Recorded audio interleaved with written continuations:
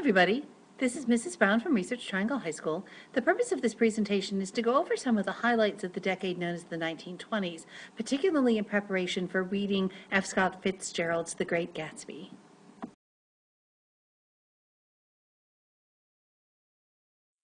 Now, first of all, let's talk a little bit about this decade. It got its name from the fact that everyone was so busy partying. We're really talking about the post-World War I era. So this is all of these folks who are coming home from World War I, from all of that, remember reading All Quiet on the Western Front, from all of that terrible trench warfare and that really horrific wartime stuff that they saw. And all they wanted to do was relax and party and just kind of forget about it.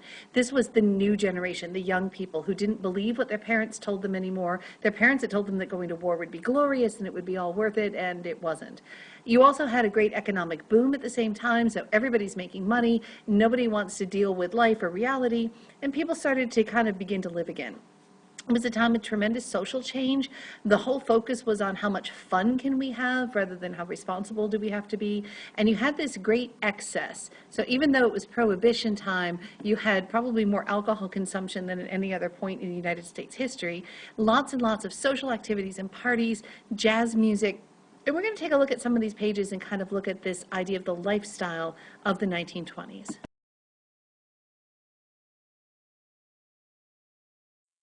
Now, let's talk about the alcohol. It actually started the decade with the idea of having no alcohol at all. So this was this ironic situation where we implemented prohibition. And a lot of this was based on a religious uprising at the time, particularly led by Andrew Volstead, who was behind the 18th Amendment. And in January 29, 1920, prohibition became the law in the United States.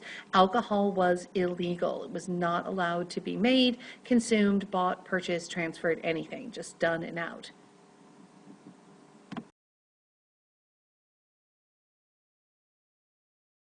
Now, the great irony of Prohibition is that Volstead and these religious groups' intent was to rid the land of drunkenness, which they said contributed to the destruction of families because fathers were out drinking all the time, that it was contributed to sin.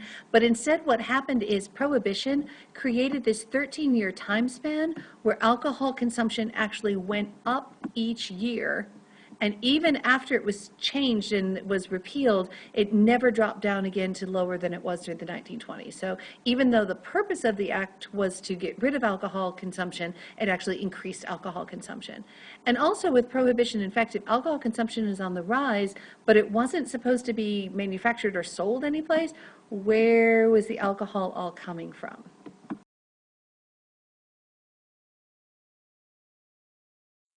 Well, it was coming from illegal sources. This is also the 1920s, which saw the rise of organized crime. This is where you got your mobs and your mafias coming in. Saloons and bars were illegal, so they had to kind of go underground and became what was known as speakeasies. Speakeasies, you had to have the password to get in. There were lots of bribes paid to officials to kind of look the other way. And unlike the saloons at the time, where only the men would go in to drink, speakeasies actually welcomed women. And it became this kind of daring thing for the women now to go along with their men to these underground bars. And then gangsters such as Al Capone started to make their fortune from organizing the import of alcohol illegally in the United States, either things that were being made in the United States or smuggled into the U.S. And from liquor sales alone, it's estimated that Al Capone made $60 million in 1 year. That's 1920s value, $60 million.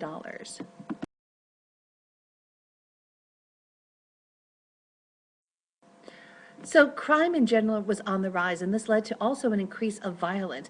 Drive-by shootings are not a new thing. This was something that started actually in the 1920s with the car and with the mobsters. Gangsters needed a quick escape, and in the 20s, with all of the money in demand, the car was being mass-produced. It was an easy way to get out, to get away from a scene that you didn't want to be caught at. Still, they were considered luxury items at the time, but the wealthy people and anyone who's in the in crowd would start to have an automobile. And they would show really the idea of a car had maybe out of everything that's ever been invented, automobiles dramatically changed the way people lived their lives and interacted socially.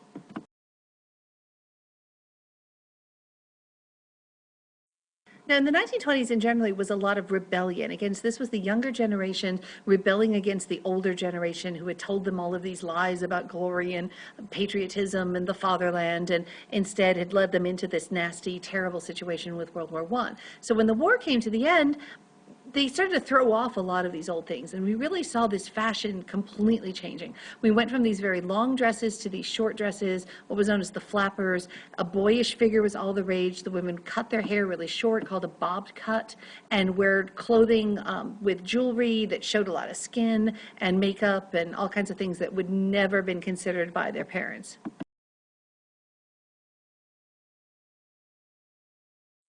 Now, men's fashions didn't change as much except for this new start with sports clothing, which we'll talk about in a little bit. Men still tended to wear suits for business.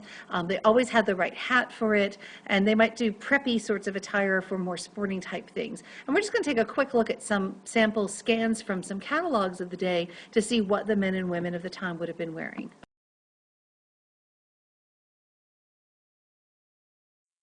So over here on the left side, you can see the kinds of things that men would have worn out for business meetings, any kind of more formal affair. And then on the left, you start to see the idea of sports clothes. Now here's a golf outfit here with the socks and the shorts cut off there. These kinds of more casual pants, shirt and a tie without the jacket, those sorts of ideas.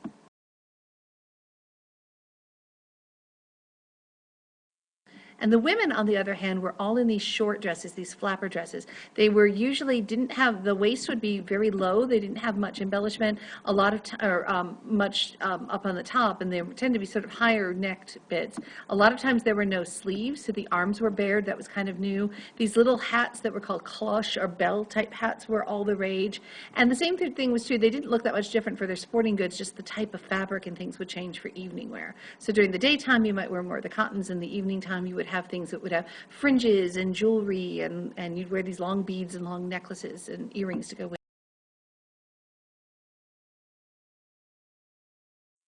And here we see a formal wedding picture. Again, doesn't look terrifically different from what you might see today. The men are still in these kind of suits and tuxedos. The woman's in a white dress with a veil, and white dresses were just starting to be popular really at that time. Up until the 20s, people would tend to wear, actually through a lot of history, would tend to wear just their best dress, not necessarily a white dress to get married. But during the 1920s, sports, both collegiate and professional, became very popular, and people really started to have sports heroes and started paying a lot of money to go to sporting games and have all these, and participating in sporting events and activities. And it's here in the 1920s that we see baseball become America's favorite pastime, led by Babe Ruth, one of America's favorite players and one of the most legendary names in any sport.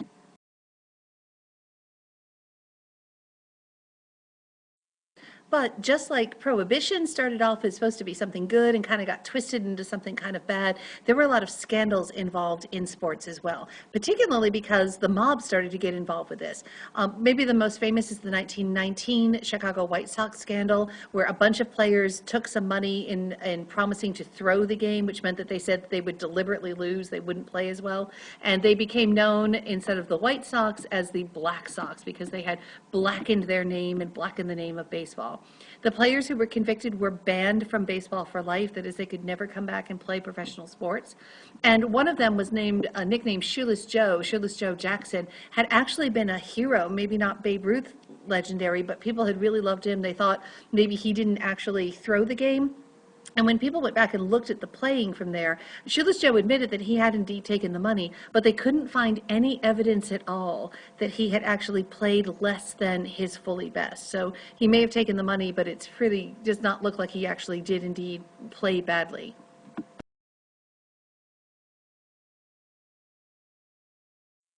Now, in the 1920s, the new technologies started Hollywood, and we started to see these silent screens, and people were going to movies and watching these things on these giant screens. And we got people like Charlie Chaplin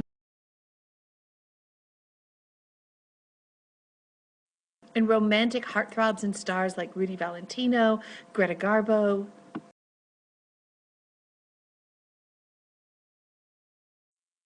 And this particular actress named Clara Bow. Now, you may never have heard of Clara Bow, but she was actually known as the It Girl. That she had it, that special something.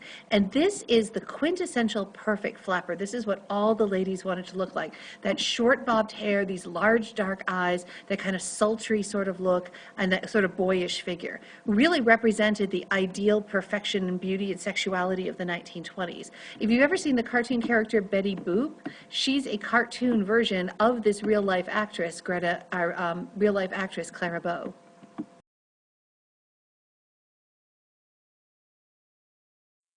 Now, the term flapper is not just a clothing style, it was also a lifestyle. These were young women, usually from very rich families, who were very stylish and independent. These were women that did not take chaperones with them, that were trying things that they should not try. They would be smoking and doing things that before had just been reserved for men, kind of your early version of women's lib. They were very stylish, independent, street smart, quick-witted, and daring, and trying all of these new tricks and things, and kind of just putting themselves out there in the way that would scandalize their parents, obviously.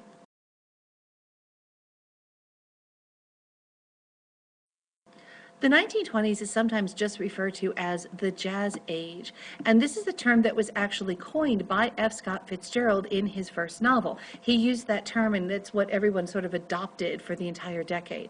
Now, jazz music did have this profound influence over society, and if you think about, I don't know how much you know about jazz or jazz music, but one of the things, if you think about a regular song, it tends to have structure, right? It has a chorus and a verse that repeats, but jazz kind of broke that all apart. It relied on improvisations and interesting taking turns and working together.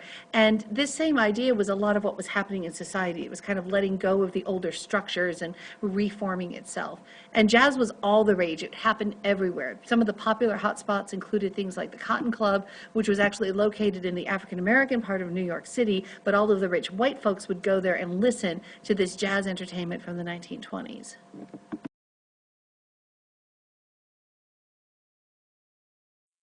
Now, the 1920s also saw what was known as the Harlem Renaissance. Now, when we think of Harlem today, we tend to think more of as ghettos and poor, but in the 1920s, Harlem became the center of African American culture. It's a place where the top artists, musicians, writers, poets, excuse me, and dancers of the day all gathered together. So in the middle of this borough in New York City, you had this tremendous artist colony going on that really sets the standards and new levels of achievement.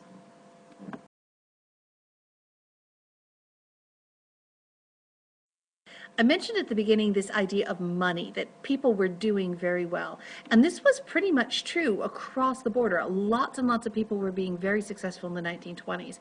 But you had this clash that gets set up between the old money. These are families that had always been rich. They passed on their money to their kids. They were well-established families from respected backgrounds, tradition, heritage, manners, class, and the new money. Now, the new money were the business people who were just starting to build their fortunes. A lot of them did not come from these well-known families. They were not highly educated at the best schools in Europe, but they were just starting to build their fortunes, a lot of them from industry, from coal and from steel and from trains, a lot of them from investing. This is the start of the stock market and all that kind of speculation, and other kind of businesses. And sometimes there really was this almost overnight wealth where, not unlike, if you remember a little bit about the 1990s and the dot-com bubbles where it seemed like everybody was going to be able to get rich quickly, this did actually happen. Occasionally, this overnight wealth came because of illegal practices, very often alcohol at the time, and sometimes it was seen as shady and very much looked down on by the old money because of this fact that some people made their money illegally. Anybody who had new money was kind of suspect. You know, how long have you been around? And it's those people. So you have the same amount of money as we do, but you don't come from the same families and background that we do.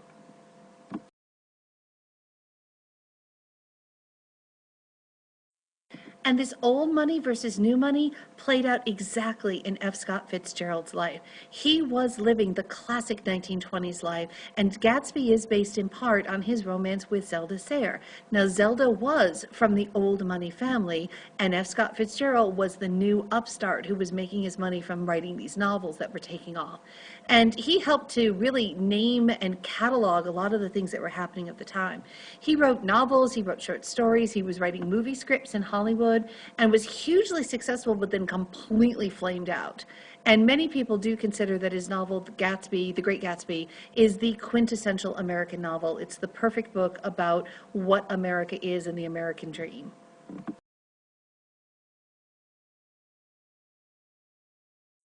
Okay, so just to summarize up what we've been talking about here with the 1920s, we have this setup of old versus new money. We have this atmosphere of parties, fashion, alcohol, flappers. We have this new invention known as the automobile that everyone seems to be getting in, only the rich people anyway are getting to.